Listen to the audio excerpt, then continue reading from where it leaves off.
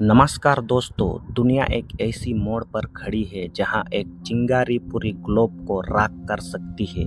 हम बात कर रहे हैं ईरान और इजराइल की, उस दुश्मनी की जो अब सिर्फ बयानबाजी तक सीमित नहीं रही।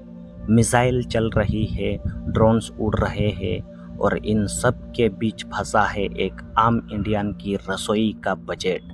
क्या आपने सोचा है कि तेहरान में गिरी एक मिसाइल से आपके शहर में पेट्रोल डीजल की शॉर्टेज क्यों हो रही है?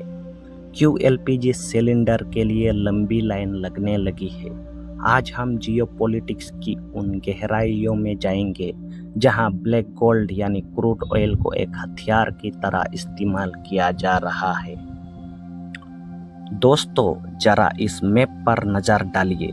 यह है स्ट्रेट ऑफ हॉर्मुज, एक छोटा सा रास्ता जो पेर्शियन गल्फ को गल्फ ऑफ ओमान से जोड़ता है, लेकिन इसे दुनिया की जुगुलार वेन यानी गले की नास कहा जाता है, क्योंकि दुनिया का हर 5वां ऑयल बैरल इसी रास्ते से गुजरता है। दिन भर में 20 मिलियन बैरल्स। अगर ईरान ने इस रास्ते को ब्लॉकेट कर दिया तो दुनिया की इकोनॉमी 24 घंटे के अंदर कोलैप्स होने शुरू हो जाएंगे। ईरान के पास एंटीशिप मिसाइल्स और फास्ट ट्रैक क्राफ्ट का ऐसा जाल है जो किसी भी बड़े ऑयल टैंकर को डुबा सकता है। इजराइल के हमले के जवाब में ईरान का सबसे बड़ा ट्रम्प कार्ड यही है।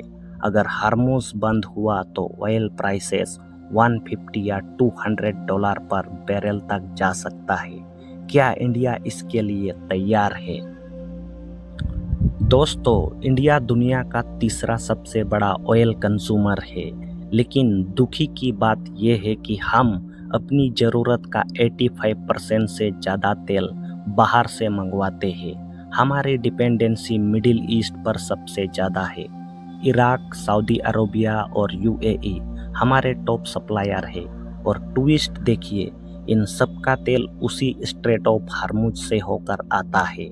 अगर वहाँ जंग भड़कती है तो हमारे सप्लाई रूट कट जाएगा। लोग पूछते हैं, हम रसिया से तेल क्यों नहीं ले लेते? रसिया से तेल आ रहा है, लेकिन वो हमारी पूरी डिमांड को पूरी नहीं कर सकता। जब सप्लाई कम होगी और डिमांड वही रहेगी तो शुरू होगा फ्यूल क्राइसिस। दोस्तों, अब बात करते हैं आपकी जेब की।